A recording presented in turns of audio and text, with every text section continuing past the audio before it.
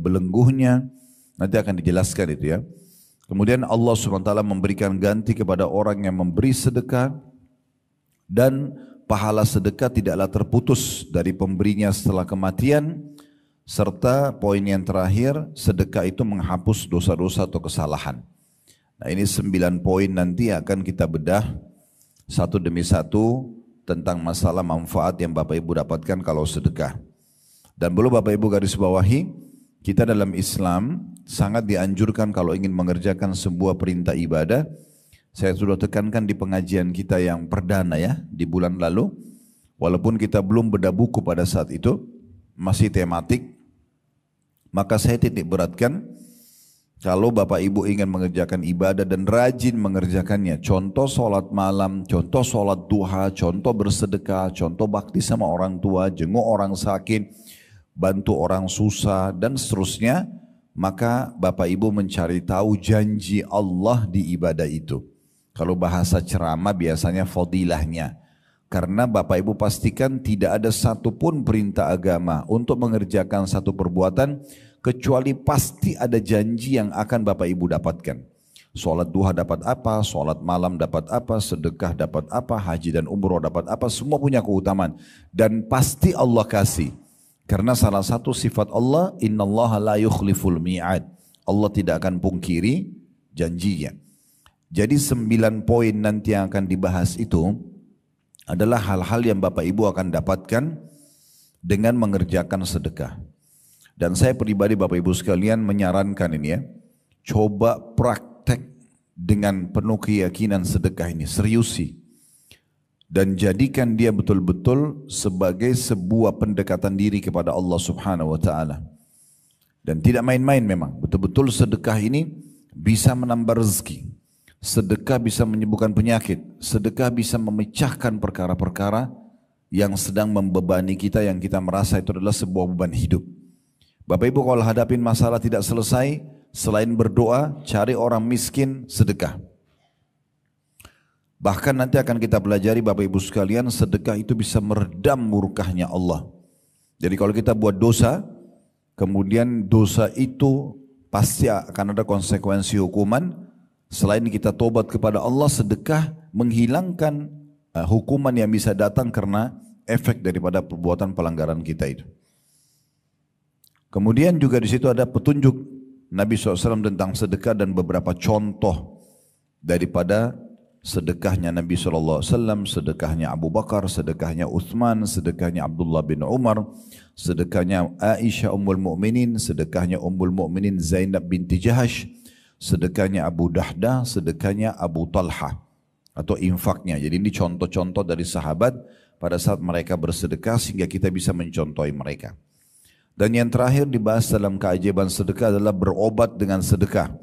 Nah, ini sangat relevansi sekali dengan teman-teman di rumah sakit ini. Saya sarankan apalagi Anda seorang muslim ya, usahakan Bapak Ibu sekalian pada saat kita bertugas, apakah jadi perawat, apakah dokternya sendiri ya, kalau interaksi dengan pasien, maka kita bisa menitipkan pesan dakwah pada mereka. Jadi bukan hanya sekedar tulis resep, selesai, periksa, selesai. Tapi bagaimana justru kita mendakwahi mereka. Mengingatkan, kalau yang menciptakan kita Allah, yang menciptakan penyakit ini Allah, dan yang bisa menyembuhkan Allah. Yang pertama kami sarankan Bapak Ibu berdoa kepada Allah.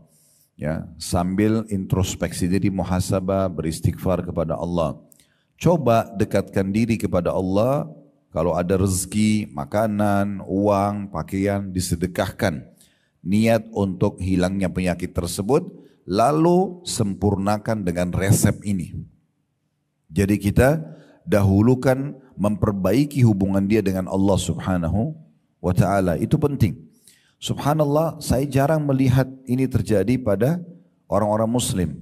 Tapi saya pernah berdakwah ke Irian, waktu itu beberapa tahun yang lalu ya, mungkin sudah 12-13 tahun yang lalu. Saya temukan beberapa dokter yang beragama Nasrani pada saat itu ya. Mereka dokter-dokter muda yang dapat ditugaskan di sana, sambil mengobati pasien, termasuk orang-orang muslim, sambil selalu ada pesan. Ya, nanti bapak yang sembuhkan, bahasa mereka. Dan itu hak mereka dalam mendakwakan agama mereka. Tapi kenapa kita umat Islam yang jelas-jelas kita bertauhid, mengesahkan Allah yang Maha Kuasa, kita meyakini Dia tidak beranak, tidak diperanakkan, Dia Maha Kuasa dan Dia adalah penyembuh, ya, dan Dia Raja yang sebenarnya, tidak menitipkan pesan ini kepada pasien kita atau kepada, ya, orang-orang yang kita kenal, mungkin dari kerabat, agar mengingatkan itu. Itu penting sekali. Berapa banyak pahala yang teman-teman medis ini bisa dapatkan pada saat pasien datang, diingatkan dulu kepada Allah Subhanahu wa Ta'ala. Jangan lupa bahkan titip pesan saja. Nanti kalau minum obat baca bismillah ya. Nanti dengan tangan kanan ya, sambil berdoa kepada Allah agar ya disembuhkan. Karena obat dan dokter bukan penyembuh, tapi berusaha untuk membantu. Yang menyembuhkan adalah Allah. Titipkan pesan dakwah itu. Sehingga dia kalau melakukan nanti di rumah, Bapak Ibu akan panen pahalanya. Nah itu pesan juga yang bisa kita dapatkan. Kemudian di terakhir bahasan tentang sedekah nanti, itu cukup banyak kisah-kisah nyata. Ada mengobati luka nanah dengan sedekah akhirnya sembuh. Sedekah menyebab sembuhnya seorang ibu, nanti ada kisahnya di sini titik-titik. Allah menyembuhkan kanker, tadi itu yang kita sempat bacakan sebagian kisahnya. Selamat dari kejadian tragis karena sedekah.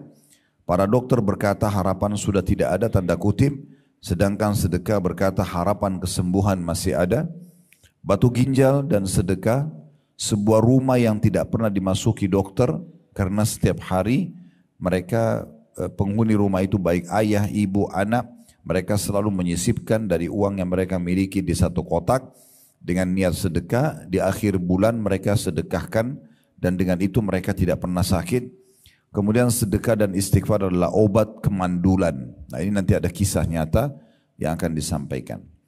Kemudian bagian yang kedua dari buku, setengahnya kurang lebih keajaiban istighfar.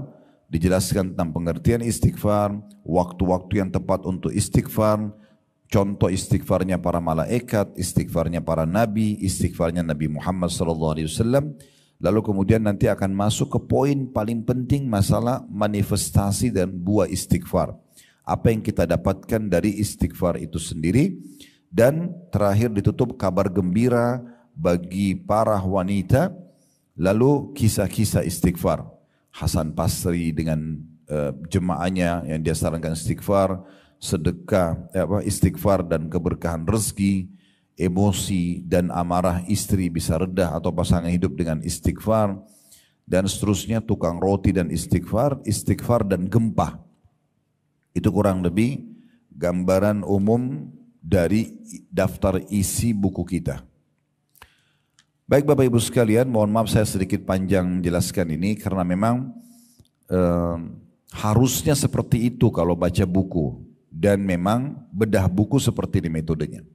Baik, sekarang saya akan masuk mulai di lembaran bahasan kita. Sedekah ini Bapak Ibu sekalian, yang merupakan bagian yang sangat diperintahkan dalam syariat, ya, hukumnya sunnah. Hukumnya sunnah, bukan kewajiban. Tetapi beruntunglah orang yang menjadikan sedekah sebagai kendaraan dalam hidup dia, untuk meraih ridho Tuhannya, untuk juga meraih ridhonya manusia. Karena orang yang dermawan suka bersedekah dicintai oleh Allah. Karena Allah perintahkan sedekah itu dan Allah pun maha dermawan. Dan orang yang dermawan pasti disukai oleh manusia.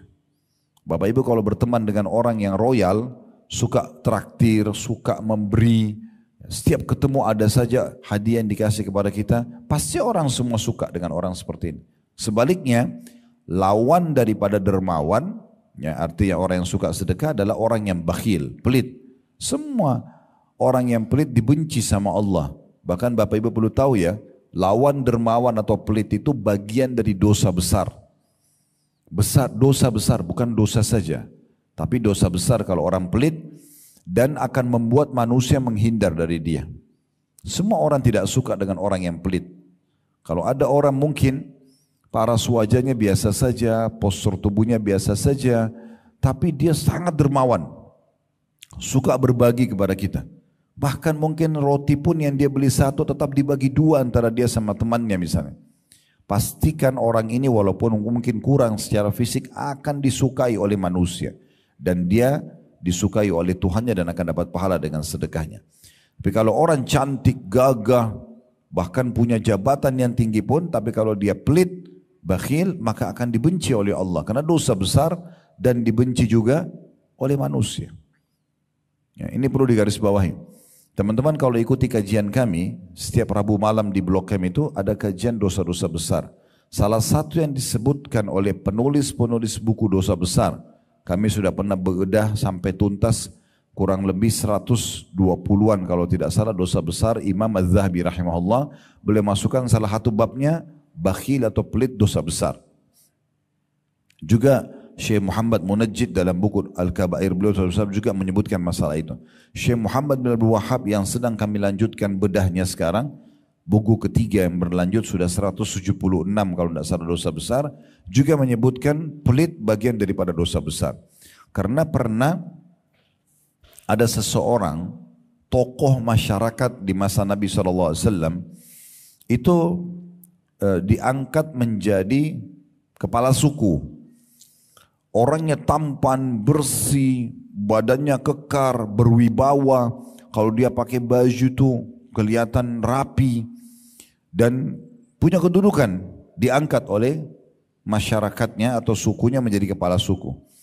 Waktu kepala suku yang sebelumnya meninggal, lalu ada beberapa anggota kepala suku itu datang kepada Nabi SAW. Nabi tanya, karena kepala suku mereka meninggal, siapa kepala suku kalian sekarang? Disebutlah Fulan bin Fulan, namanya orang yang tadi tampan, bersih, berwibawa, badannya kekar, pakaiannya rapi, bahkan dia kaya raya. Lalu kata Nabi SAW yang ditanya, bagaimana kepribadiannya? Mereka mengatakan, dia tampan ya Rasulullah, dia rapi, dia bersih, dia wangi, dia kaya, dia berwibawa, hanya saja pelit, gak suka memberi, perhitungan. Maka Nabi SAW mengatakan, semua kebaikan tadi, kelebihan fisik, kedudukan, kekayaan, itu Nabi gak bahas.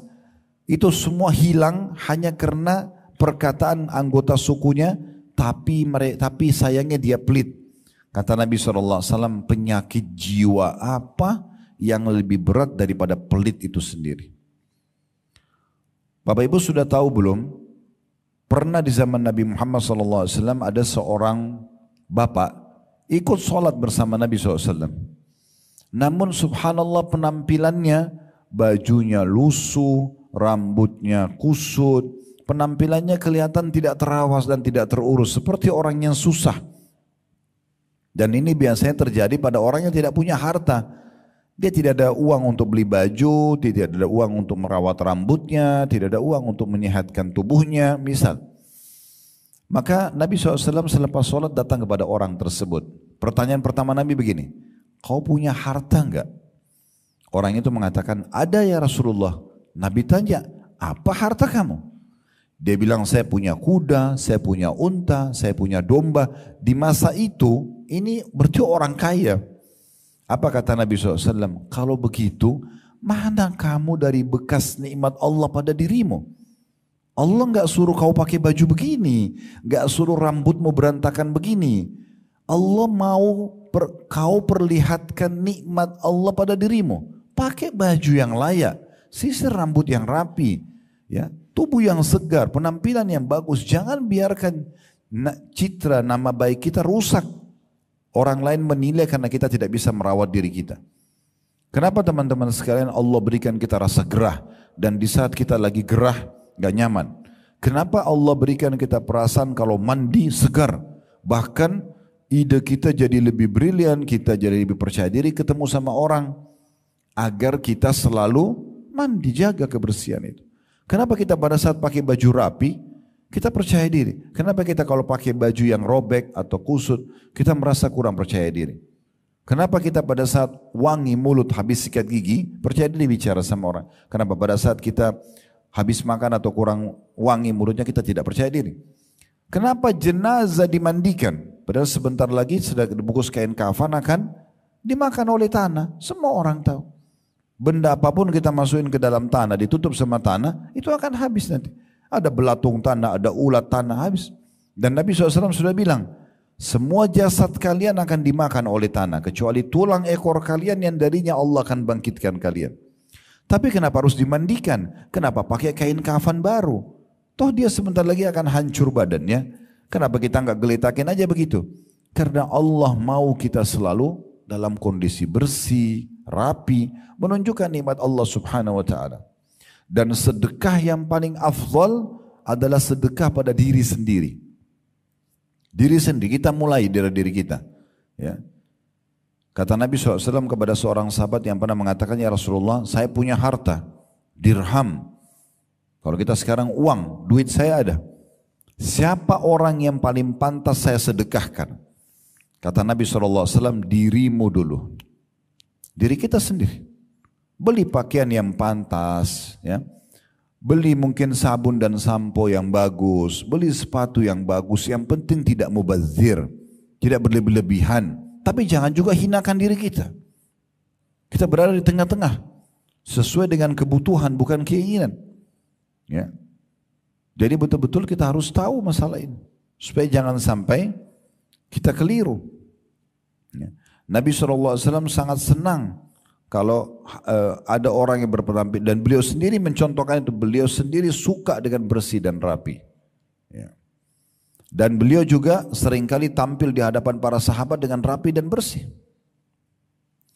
Kalau pernah dengar Abu Hanifah rahimahullah, ini salah satu dari 4 imam madhab. Ada Imam Abu Hanifah, Imam Malik, Imam Syafi'i, Imam Ahmad. Ini 4 madhab yang sekarang umat Islam umumnya di dunia mengikuti mazhab mereka, ya, atau susunan, ya, hukum syariat yang sudah mereka susun sebagai sebuah panduan bagi umat Islam.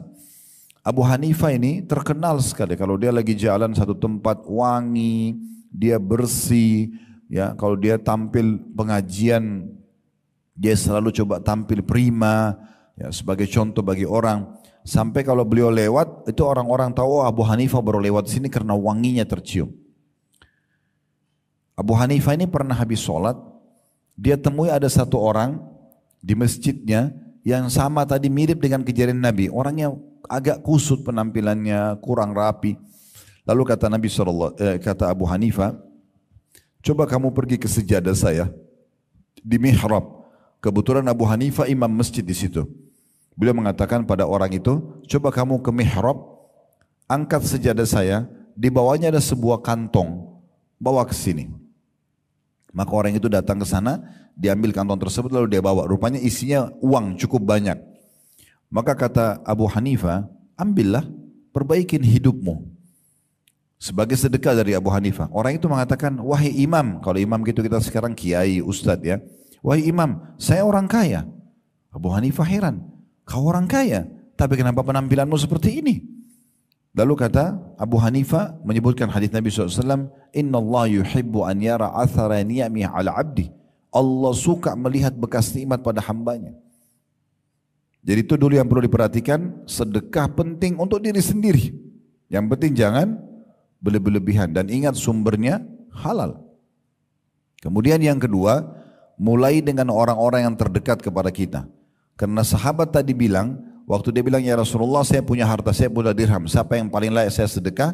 Kata Nabi SAW, dirimu sendiri. Lalu dia bilang, kalau saya masih punya lagi, sudah selesai, kebutuhan saya sudah terpenuhi. Kata Nabi SAW, anakmu. Lalu dia mengatakan, kalau saya masih punya, istrimu. Kalau saya masih punya, pembantumu. Kalau saya masih punya, kata Nabi SAW, engkau lebih tahu setelah itu. Jadi memang bab sedekah ini adalah bab yang diperintahkan sekali dalam agama Islam. Untuk diri kita, untuk lingkungan kita.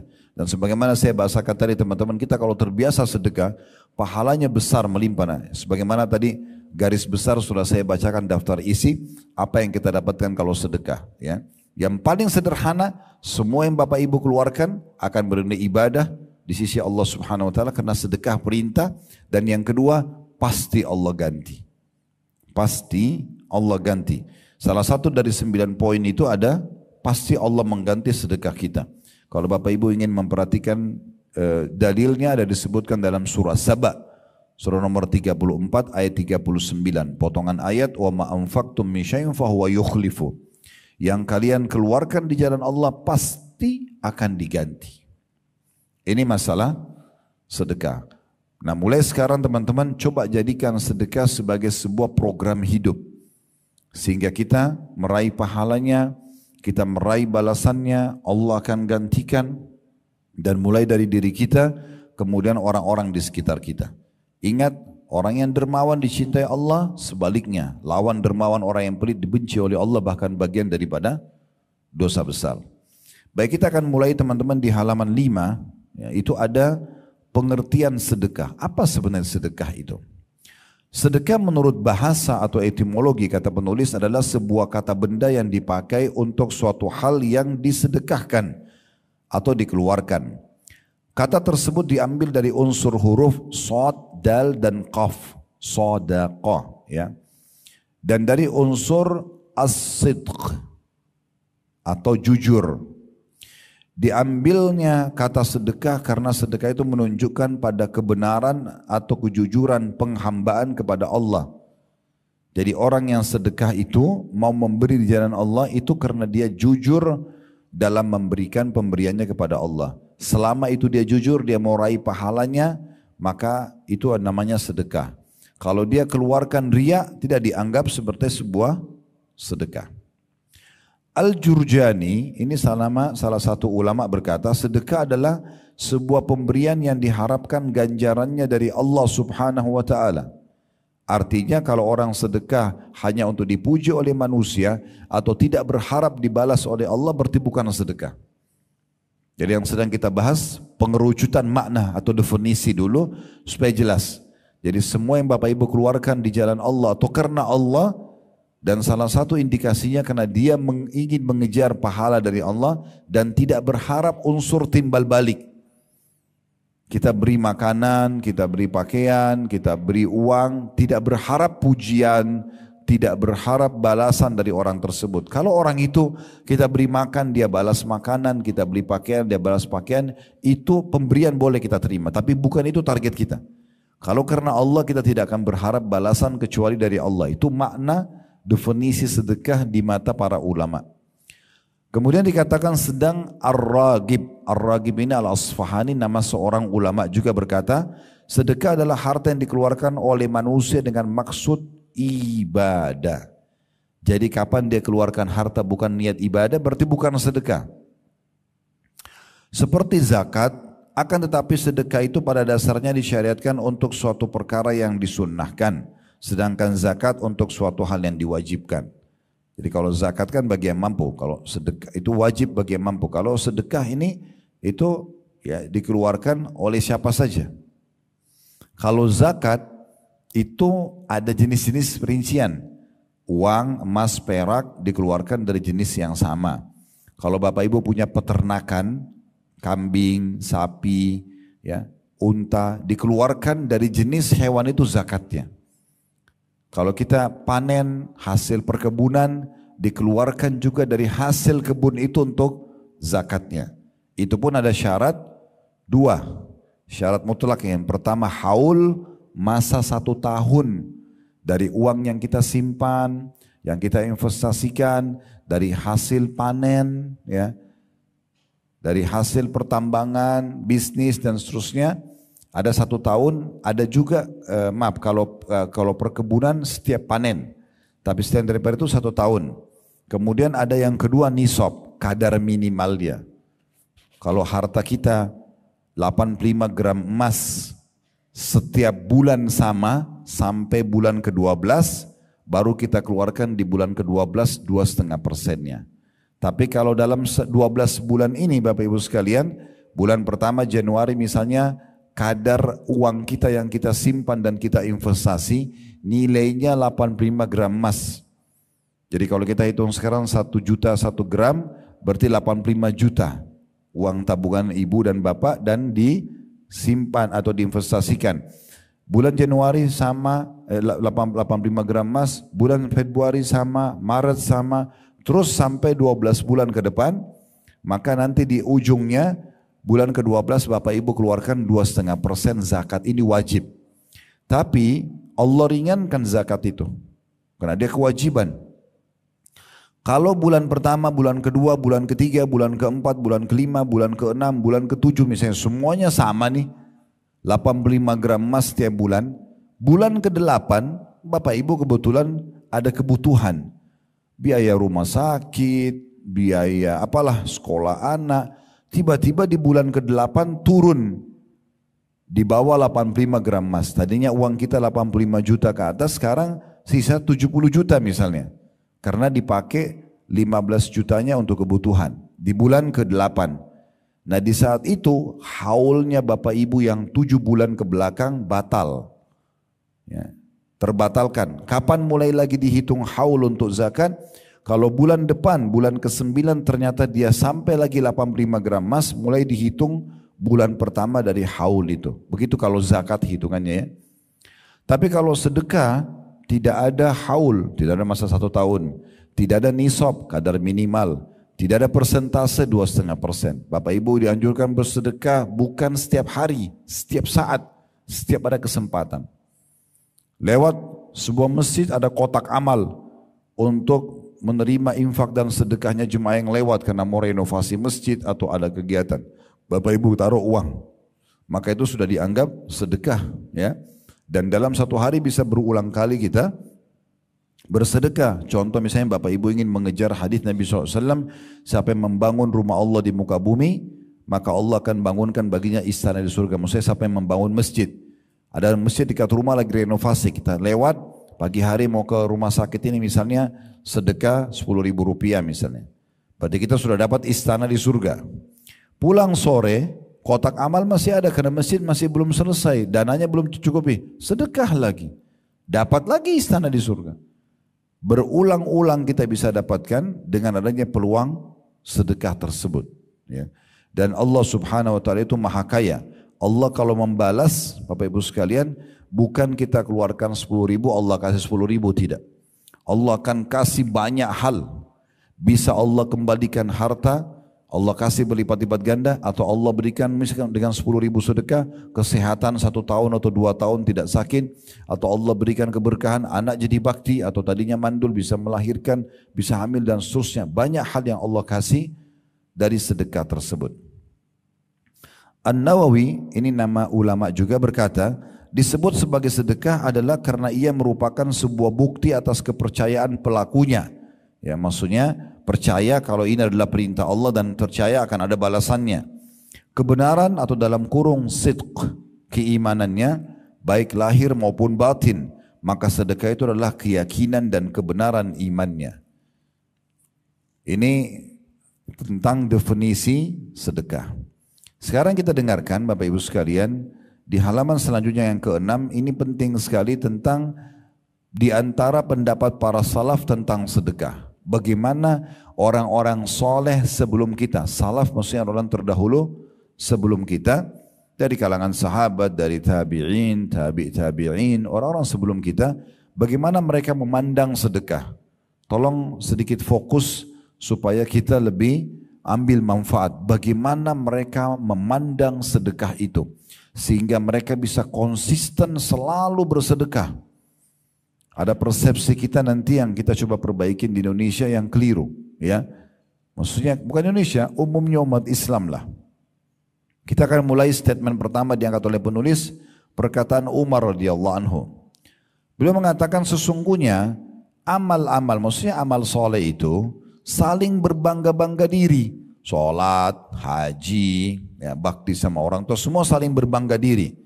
Lalu sedekah berkata kepada semua amal soleh yang lain, saya adalah yang paling baik di antara kalian.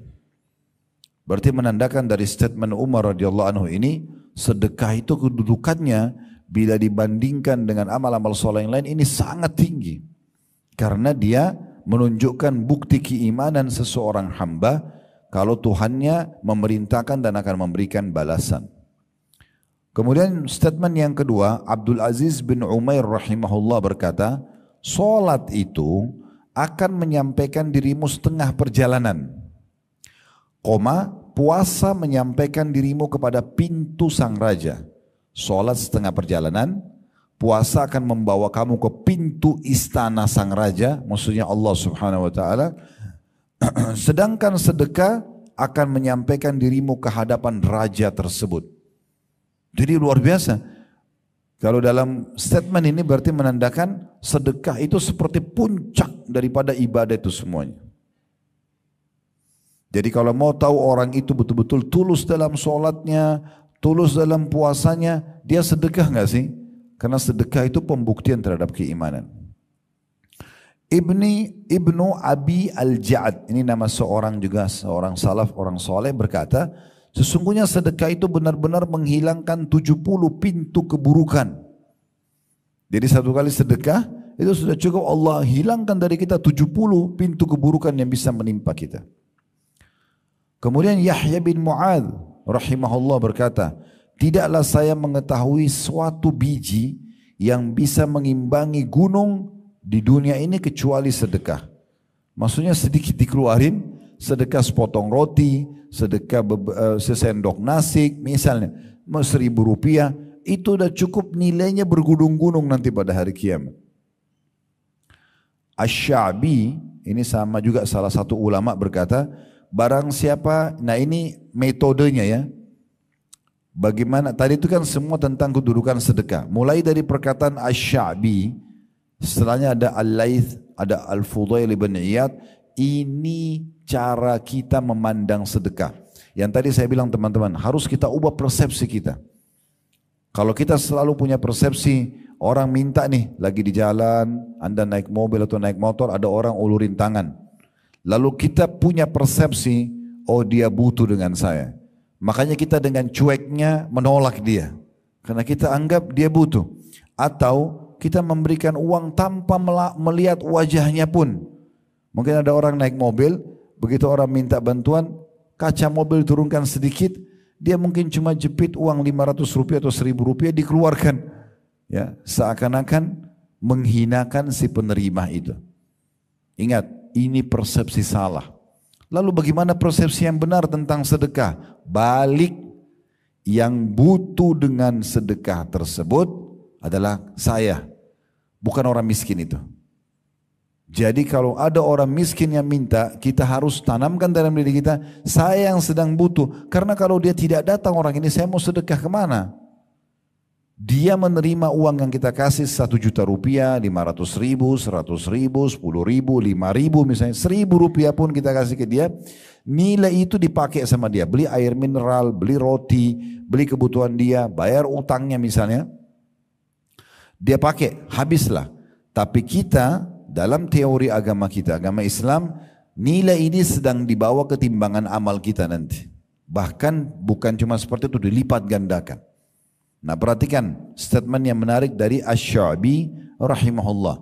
Ya. Beliau mengatakan barang siapa yang tidak memperlihatkan bahwa dirinya lebih butuh kepada ganjaran sedekah. Siapa yang mau sedekah, tapi dia tidak perlihatkan kalau sebenarnya dengan sedekah ini dia lebih butuh untuk sedekah agar dapat ganjaran dari Allah daripada seorang fakir yang butuh kepada sedekah itu, maka dia telah membatalkan sedekahnya dan telah memukul wajahnya sendiri dengannya. Apa maksudnya? Kalau anggap remeh penerima sedekah itu, menganggap dia yang butuh, bisa batal sedekah kita. Karena seakan-akan kita enggak tulus kepada Allah Subhanahu wa taala. Tidak usah lihat siapa yang minta, tapi pada saat ada yang minta, salah satu ciri yang ciri Nabi Muhammad SAW dan beliau jadikan sebagai contoh buat umatnya, beliau tidak pernah menolak siapapun yang minta. Tidak pernah menolak. Beliau berikan semampunya. Sehingga tertanam dalam hatinya sifat kedermawanan dengan penuh keyakinan bahwasanya Allah melihat. Dan apa yang saya sedekahkan bukti keimanan saya dan pasti Allah ganti. Baik, kita dengarkan sekarang statement yang lain yang mengajarkan kita tentang apa tadi yang saya bahasakan, metode atau pemahaman yang harus kita tanamkan dalam bersedekah. Al-Laits ibn Sa'ad rahimahullah pernah berkata begini, barang siapa yang telah mengambil dariku suatu sedekah atau hadiah. Kalau aku siapkan uang untuk sedekah atau hadiah, lalu dia terima, ada orang yang menerima itu, maka hak dirinya atas diriku adalah lebih besar daripada hak diriku atas dirinya. dia lebih berhak untuk aku hormati, ya, untuk aku terima kasih pada dia, orang miskin itu. Kenapa? Karena dia, orang miskin atau orang yang minta yang sudah kita berikan sedekah, telah menerima apa yang telah aku korbankan kepada Allah. Perhatikan baik-baik. Kalau persepsi ini kita tanamkan teman-teman, kita malah yang keluar cari mana itu orang miskin. Kita nggak nunggu orang minta. Tapi kalau tidak begitu persepsi seperti ini, maka yang terjadi orang datang pun Allah gerakkan orang itu datang untuk minta, kita masih nolak. Kita anggap dia yang butuh, padahal sebenarnya kita yang butuh. Persepsi ini penting sekali. Jadi sekali lagi kalau kita tanamkan dalam diri kita, kita yang butuh, maka kita akan cari kantong-kantong sedekah itu. Saya perkuat dengan sedikit, kita tinggalkan dulu buku kita. Abdullah bin Umar, Abdullah bin Abbas radhiyallahu anhum ajma'in, beliau di depan rumahnya setiap hari kalau beliau mau keluar pagi ada orang-orang miskin lagi minta. Maka beliau kasih semuanya. Satu waktu pernah beliau keluar tidak ada orang-orang miskin itu. Tidak ada. Maka dia keluar dan mencari di mana orang-orang miskin itu. Dicari sama dia untuk diberikan sedekah. Ingat, pahala sedekah pun bertingkat-tingkat Bapak Ibu sekalian. Kalau seandainya ada orang begini, dia didatangi orang fakir, minta dikasih sama dia. Itu level sedekah. Ada nggak yang lebih tinggi? Ada. Apa itu? Bapak Ibu yang keluar cari orang miskin itu. Memang kita keluar bawa uang, ingin sedekah. Itu puncak daripada pahala sedekah. Kalau Bapak Ibu hanya tunggu orang yang datang minta kepada kita, kalau Anda tinggal di satu komplek yang mewah misalnya, ada security-nya, kita keluar dari rumah komplek langsung masuk pintu tol, lalu ke tempat kerja. Kapan ketemu orang miskinnya? Sehingga kita harusnya mencari kantong-kantong itu. Kita harus tanamkan kalau kita sangat butuh dengan sedekah itu. Perhatikan sini perkataan Fudail bin Iyad rahimahullah. Ini perkataan yang sangat menarik. Jadi Fudail bin Iyad ini seorang ulama tabi'in yang terkenal dengan kesolehannya. Dia pernah menyiapkan beberapa bungkusan ya untuk disedekahkan, dan setelah dia berikan kepada orang-orang itu, dia berkata begini, berkata kepada orang-orang yang telah menerima sedekahnya. Ya, orang sudah terima lalu pergi. Dia bilang sama orang-orang di sekitarnya, mereka orang-orang yang menerima sedekah saya itu membawa perbekalan-perbekalan kita menuju akhirat tanpa upah sedikit pun, hingga mereka meletakkannya di atas timbangan